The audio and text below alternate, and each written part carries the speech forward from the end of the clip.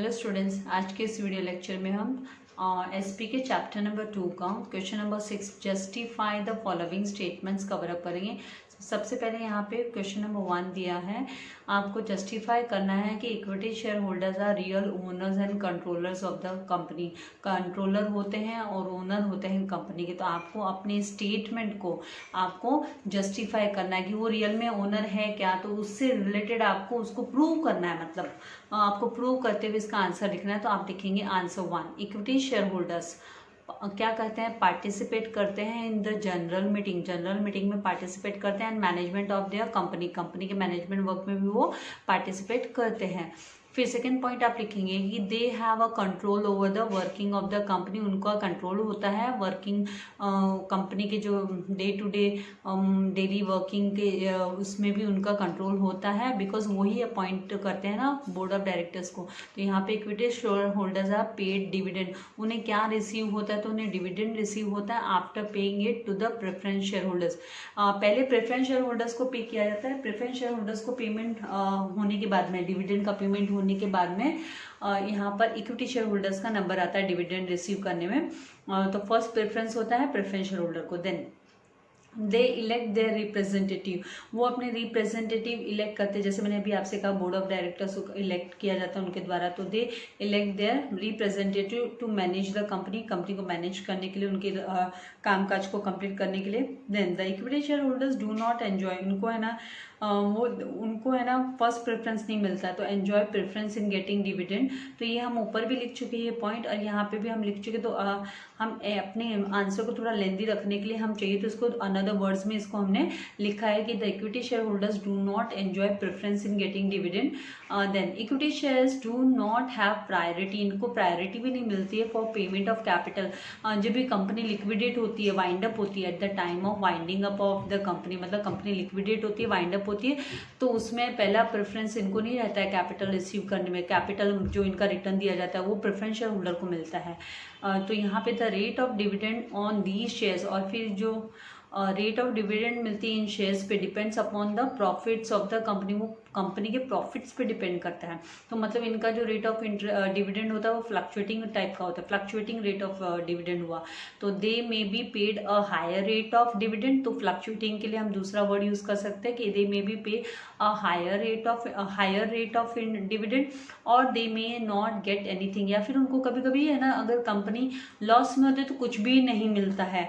तो ऐसा भी होता है कि उन्हें कुछ नहीं मिलता है। Then equity share holders take more risk, वो ज्यादा रिस्क उठाते हैं as compare to the preference share holders, क्योंकि वो है ना अल्टीमेट रिस्क बेरर होते हैं। हमने इसको स्टडी भी किया है, तो आप उस तरीके से भी लिख सकते हो कि the equity share holders are ultimate risk bearer of the risk bearer.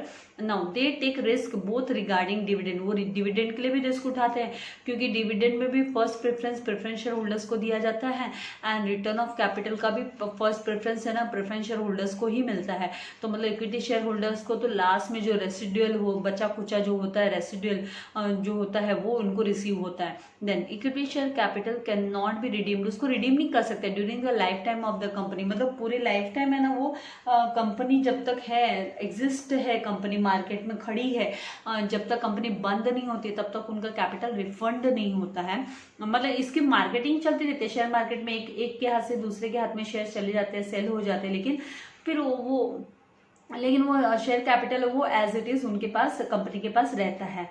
मतलब अथॉरिटी चेंज होती है लेकिन वो उन्हीं के पास रहता है। नाउ हेंस, इसीलिए हम बोलते हैं दस वी कैन से, और hence we can say equity share holders are the real owners. इसके लिए इक्विटी शेयर होल्डर्स कौन है, रियल ओनर्स एंड कंट्रोलर्स है ऑफ द कंपनी के कंट्रोलर्स है।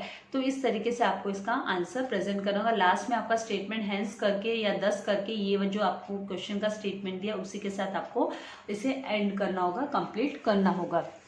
Coming to the next one, I hope आपको ये समझ में आ गया। नेक्स्ट वन यहाँ पे नेक्स्ट है प्रेफरेंस शेयर्स।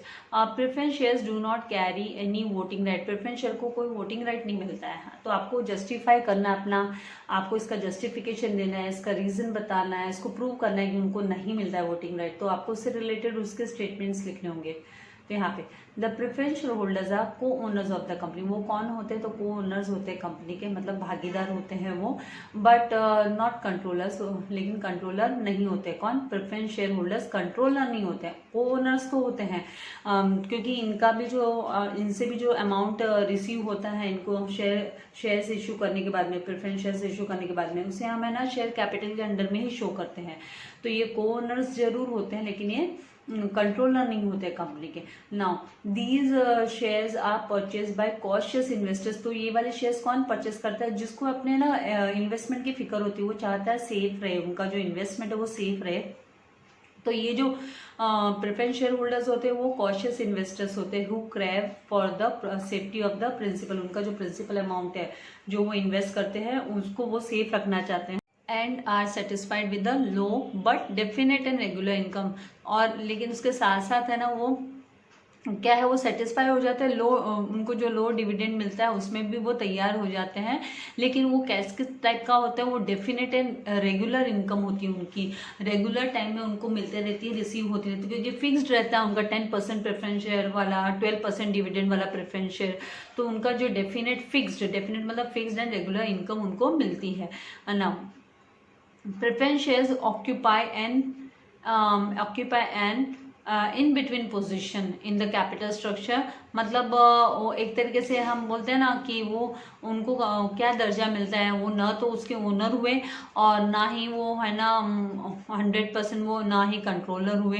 तो वो कौन हुए? वो को ओनर्स हुए। तो वो दे occupy in between position and the risk of the company is completely taken by equity share holders. तो रिस्क कौन उठाता है? कंपनी की 100% रिस्क। जैसे एक बिजनेसमैन बिजनेस स्टार्ट करता है तो कैसे 100% रिस्क उठाता है, तो उसी तरीके से इक्विटी शेयर होल्डर्स भी रिस्क उठाते हैं कंपनी में, वो अपना शेयर कैपिटल लगाते हुए। तो the risk in the company is completely taken by equity share holders. इसीलिए वो है ना को ओनर्स होते हैं, वो ओनर्स नहीं होते हैं।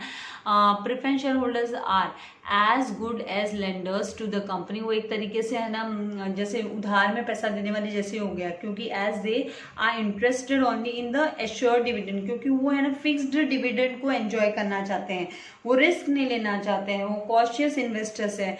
इसके लिए उनको एश्योरेंस चाहिए रहता है कि भाई हमको हमारा जो डिसाइड किया डिविडेंड वो मिलना ही चाहिए।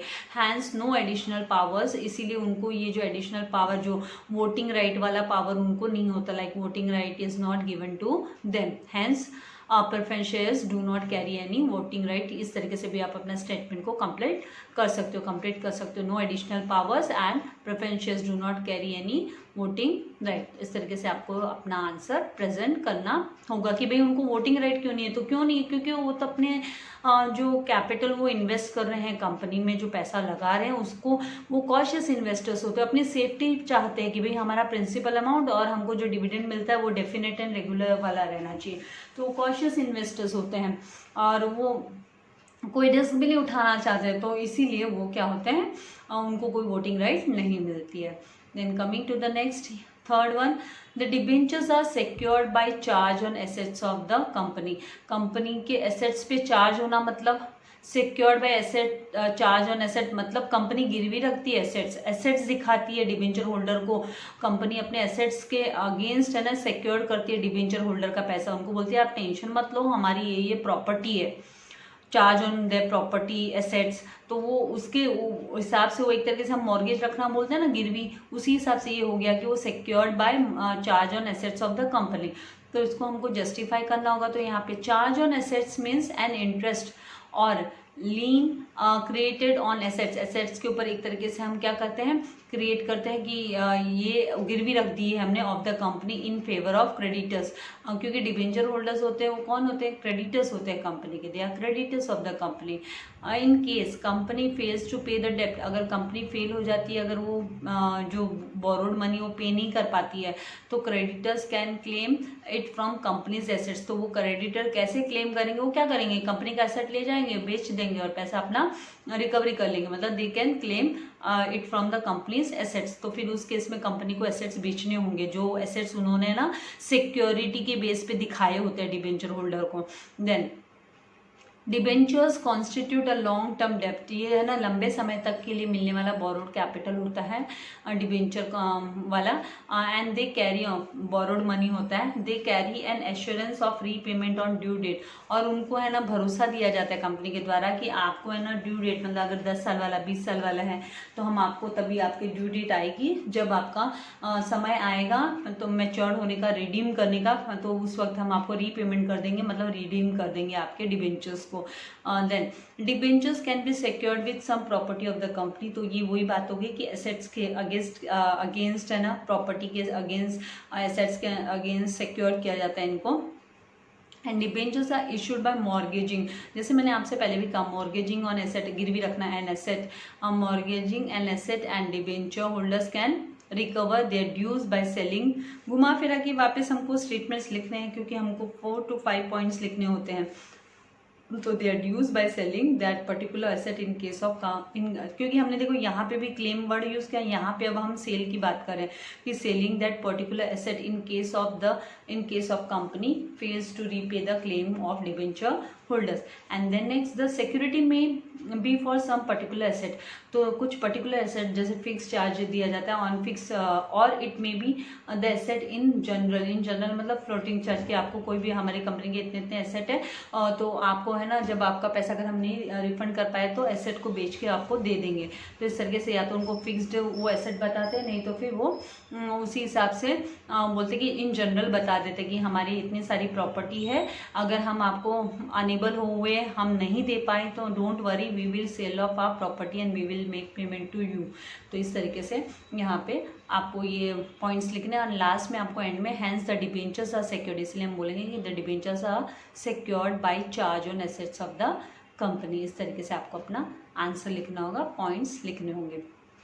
आई होप आपको समझ में आ गया किस तरीके से लिखना है, आपको चाहिए तो आप स्क्रीनशॉट ले सकते हो इसका। Then next is retained earning is simple and cheapest method of raising finance. तो रिटेन्ड अर्निंग है ना, ये है सिंपल एंड चीपेस्ट मेथड है फाइनेंस रेज करने का।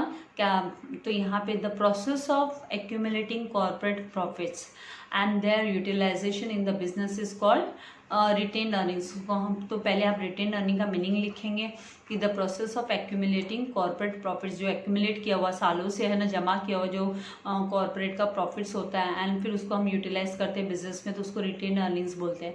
Since business organisations are subject to variation in earnings, क्योंकि बिजनेस ऑर्गेनाइजेशन में है ना वेरिएशंस होते ही रहते हैं अर्निंग्स में, it is advisable to keep, इसके लिए इसी वजह से है ना उनको सजेशन दी जाती है, एडवाइस किया जाता है कि उनको साइड में है ना, जैसे हम घर में कैसे बुरा वक्त आया तो हम अपना सेविंग्स निकालेंगे, तो उसी तरीके से कंपनी भी सेविंग्स निकालती है, ये सेविंग्स हुई कंपनी की रिटेन्ड अर्निंग। तो it is advisable to keep, यहाँ से आपको एक 2 हटा देना है, डबल 2 टाइप TO2 टाइप हो गया तो 1 आपको रिमूव कर देना है। तो to keep aside a part of earning during a period of high profit, it is also referred to as, it is also refer to as flowing back of profit, इसको हम फ्लोइंग बैक ऑफ प्रॉफिट भी बोलते हैं। And this is one of the important sources of internal financing, एक important internal source of financing is use, क्योंकि ये इनका खुद का इंटरनल सोर्स कैसे हुआ, ये कंपनी का खुद का पैसा, इनको बाहर एक्सटर्नल किसी से लेके नहीं आना पड़ रहा है, ये अपना खुद का इंटरनली जो जमा किया हुआ है वो यूज़ कर रहे हैं, for fixed as well as working capital के लिए वो यूज़ करते हैं। Then retain earnings increase the value of share holders, वो है ना शेयर होल्डर्स की वो है ना वैल्यू इंक्रीज करता है शेयर होल्डर्स की, in case of growing firm, जब ग्रोइंग फर्म होती है तो उनके इंक्रीज करता है वैल्यू उनके शेयर होल्डर्स की, देन शेयर्स की वैल्यू इंक्रीज हो जाती है ना। So retain earnings strengthen the financial position, ये क्या काम करता है, तो ये है ना कंपनी की फाइनेंशियल पोजीशन को स्ट्रॉन्ग बनाने का, स्ट्रेंथन मतलब स्ट्रॉन्ग बनाने का काम करता है। एंड अप्रिशिएट द कैपिटल, और कैपिटल में इंक्रीज कर देता है, कैपिटल अमाउंट इंक्रीज हो जाता है ना, क्योंकि ये कैपिटलाइज कर लिया जाता है, इसको यूज कर लेते हैं।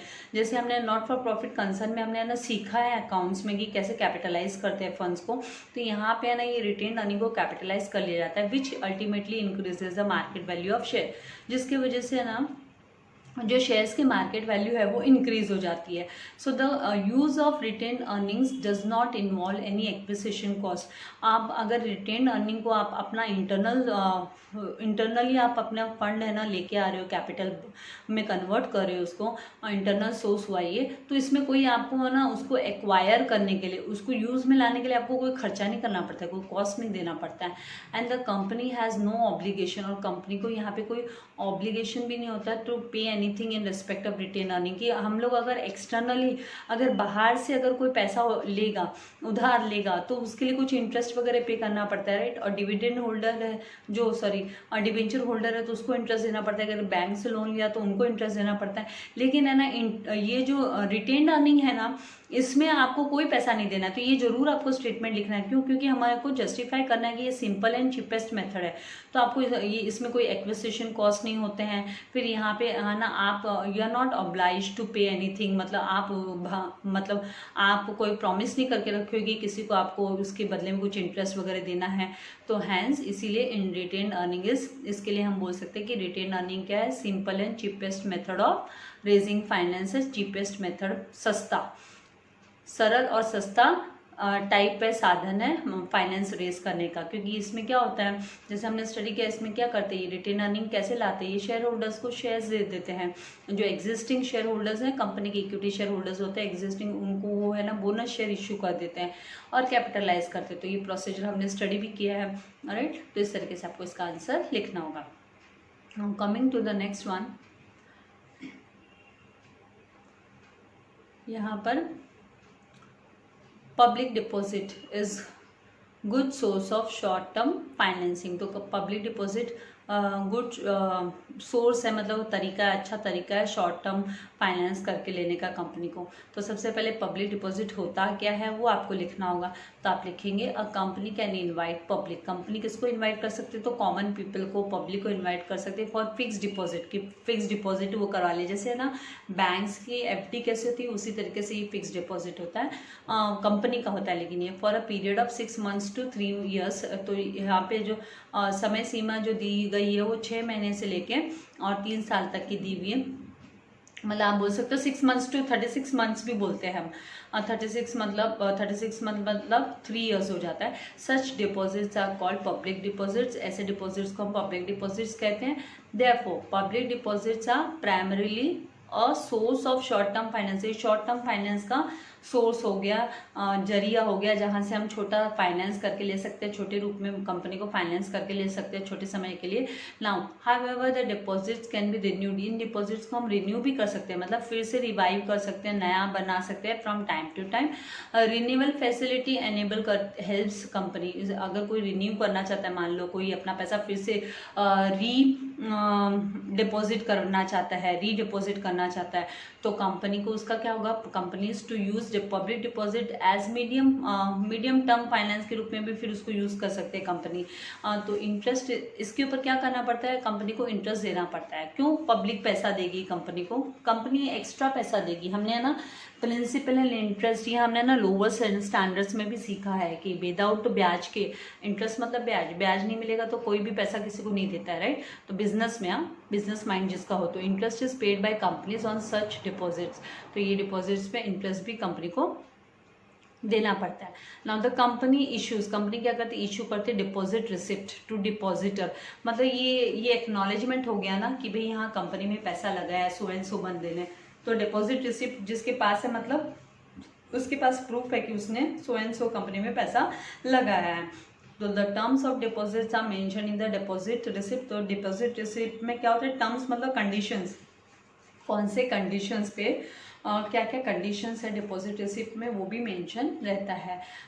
देन डिपॉजिट्स आर इधर सिक्योर्ड, वो सिक्योर्ड डिपॉजिट्स भी हो सकते हैं एंड अनसिक्योर्ड डिपॉजिट्स भी, अनसिक्योर्ड लोन्स भी हो सकते हैं। मतलब ये जो डिपॉजिट्स आर इधर सिक्योर्ड और unsecured loans offered to the company.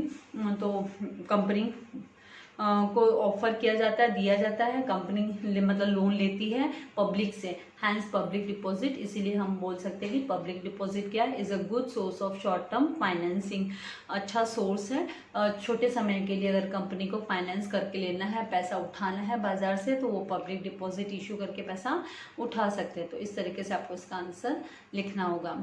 आपको चाहिए तो आप इसका स्क्रीनशॉट ले सकते हो। आई होप आपको समझ में आ रहा है, और मुझे नहीं लगता कि अभी इससे रिलेटेड कोई डाउट होगा, क्योंकि सारे के सारे थियोरीज मतलब एक तरीके से क्वेश्चन आंसर्स के थ्रू आपको वापस इसका री एक्सप्लेनेशन मिल रहा है।